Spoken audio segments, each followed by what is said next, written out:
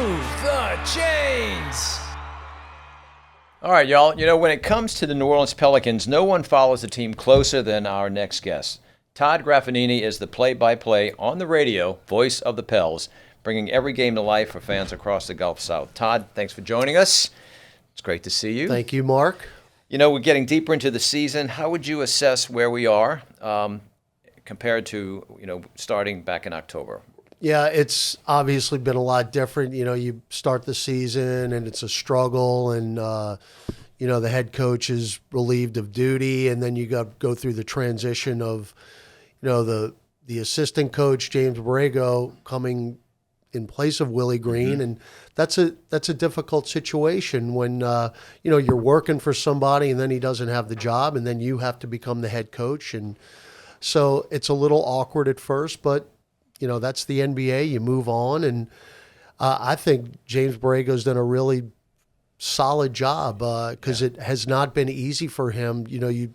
When he started, he's basically trying to implement a completely new system on the fly, and it was a struggle at first. But as time went on, and the team was able to practice, and he was able to implement those systems that he wanted to run, you could see the definite improvement. Yeah, the team reacted very well to it. No doubt about it. Yeah. And really the last month, Mark, the team has played its best basketball of the year. Well, you mentioned that, the trade deadline always changes the dynamics of a roster. Now that we're past that deadline, how do you see this now, next bit of that run? Well, it's been good. I mean, look, the Pels are 7-4 in their last 11. You could even give higher win totals than that. Through 15 and 16 games. Yeah. So, like I said, they're playing their best basketball. You did move on from Jose Alvarado, who went back home to New York. He's doing a really fine job with the Knicks, and we're always going to pull for Jose, and hopefully that the Knicks do well with him there, because I know, just knowing him for 6 years, how much of a dream it was for him to play in Madison Square Garden when he was a Pelicans, and now he's playing there every night. Yeah, he's always a fan favorite. No doubt about it. But no, look, the key, Mark, is the team's been healthy, and we've been able to see set rotations now for about a month and a half. Mm-hmm. And that's something, unfortunately, that Willie Green never was able to enjoy, which is real full roster health. And it makes a difference, believe me. When your best players aren't playing, it's pretty hard to win in the NBA. I mean, I've been in it for 7 years now, and I think that's one lesson that I've learned the hard way. But also, you watch other teams as well. When the best players are not on the court, it's difficult to win NBA games. Can't keep up. Young core. So what gives you confidence going into the next couple of years? Well, Derek Queen and Jeremiah Fears, who, of course, gotten most of the publicity this year with them being first-round draft picks, they have played a ton of minutes and a ton of games. As a matter of fact, they've only missed 3 games between them, 2 games between them the entire season, which is very rare. So they've gotten a lot of NBA experience. Then you throw in what Zion Williamson has done, what Trey Murphy has done. We see the emergence of DeJounte Murray, who has played brilliantly since coming back from an Achilles, just 8 games since coming back, and he's been in double figures in every game. The last 2 games he's played, he's had 27 points and 35 points. Couldn't tell he was hurt at all, which is just fantastic. You have Herb Jones. You've got guys that you can build around. What has hurt the Pelicans this year, really in the second half of the season, is just the inability to close really tight games. And, you can play the what-if game, but of course that's not a part of it. But there's so many games that the Pelicans have had a chance to win down the stretch, and they just have not been able to do it, and that's really hurt the record in the last few weeks. And look, the Western Conference is such a gauntlet. No doubt. It is an amazing group of teams. So let's look at what do you see happening with the playoffs, and what teams do you think are going to make the run? Well, OKC, it's hard to pick against them because they're the defending champs. Now, they have had some injury issues, but they're so deep, Mark. They really haven't been bothered where, a team a little bit further down the standings would be. I think the story is San Antonio. with Victor Wembanyama. They have, they're a 2 seed right now. They're just a couple of games behind OKC. Now, the kind of scuttlebutt around San Antonio is none of those guys have been in the playoffs, and how are they going to make a run when they don't have any playoff experience? Because the adage in the NBA is you get into the playoffs, you take your lumps for a few years, you learn how to navigate the 7-game series, and then after a few years, then you move on and you make your run and you win a championship. That's the talk around San Antonio. How can they win when they haven't done anything in the playoffs? Well, I just personally, myself, I don't believe in that narrative. I think if you're good enough, you're good enough. And look, now the playoffs a different animal, absolutely. Teams decide to play defense in the playoffs, so it's really more of a half-court game. But when you have a guy that's 7'7" and can dominate everyone who's trying to guard him, you throw all that out of the window. He is truly one of one. He's an alien. It's fun to watch him. It's even more interesting, Mark, when you're on the court with him at the same time and you actually, kind of sneak over and stand next to him. I mean, I'm 6'1", and I'm basically right at his belly button. Yeah, well, I can imagine what a 5'6" person would look like next to him. It's really crazy to watch. But that's what makes basketball absolutely so special. I mean, the players, the personnel that come through.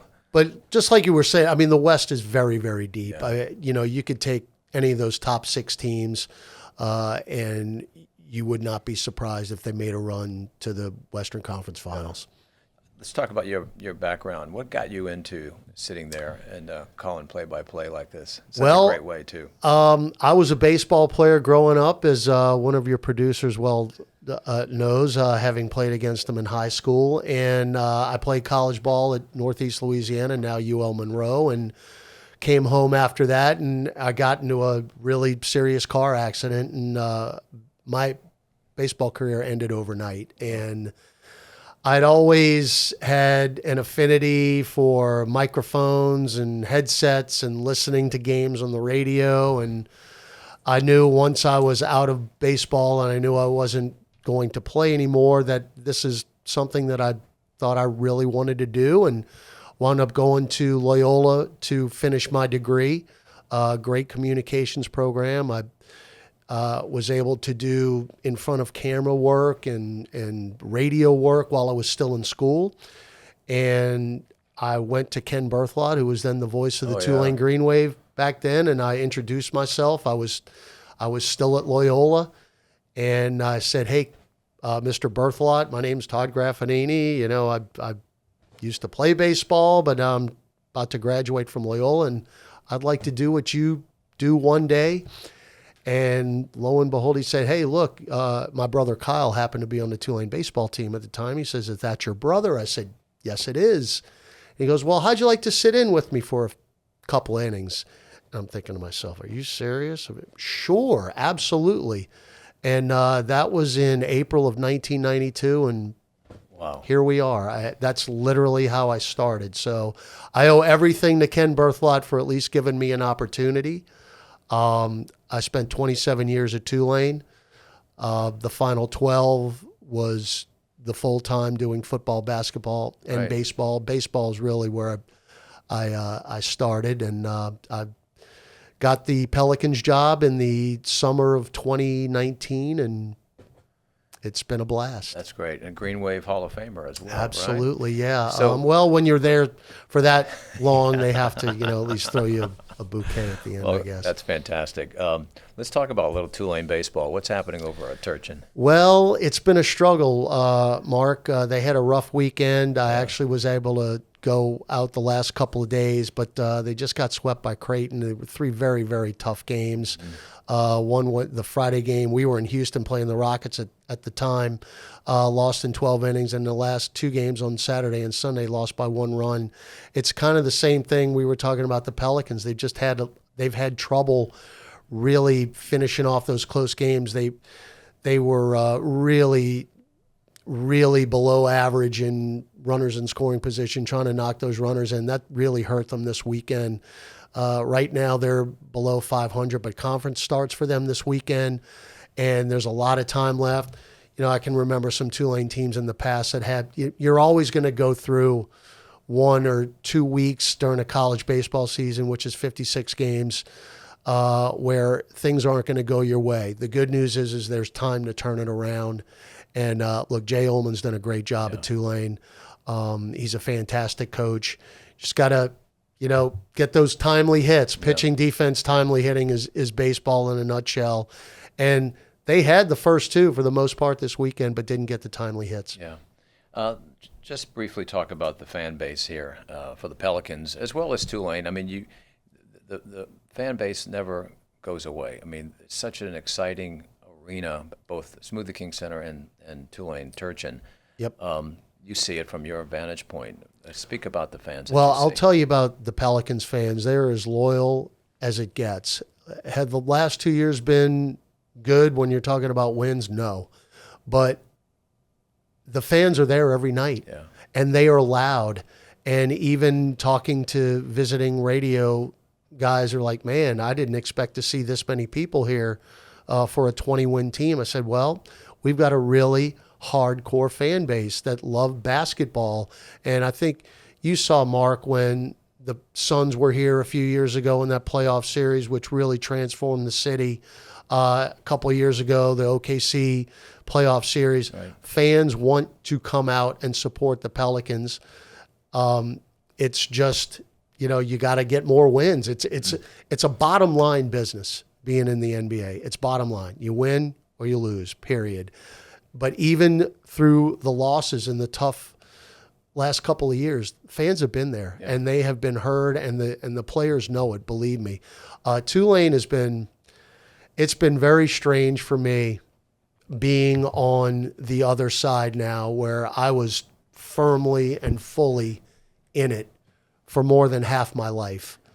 To see, really since the Cotton Bowl year, how I go around town and people are wearing Angry Wave hats. I never in my wildest imagination would have imagined just the regular New Orleanian buying into the Tulane Green Wave. I never would have thought. And since that Cotton Bowl year, it has happened more and more. And what Yulman Stadium has done, Mark, to transform that campus, again, really in the last 5 years, where it is now an event. And because, again, I was doing the games when Yulman opened.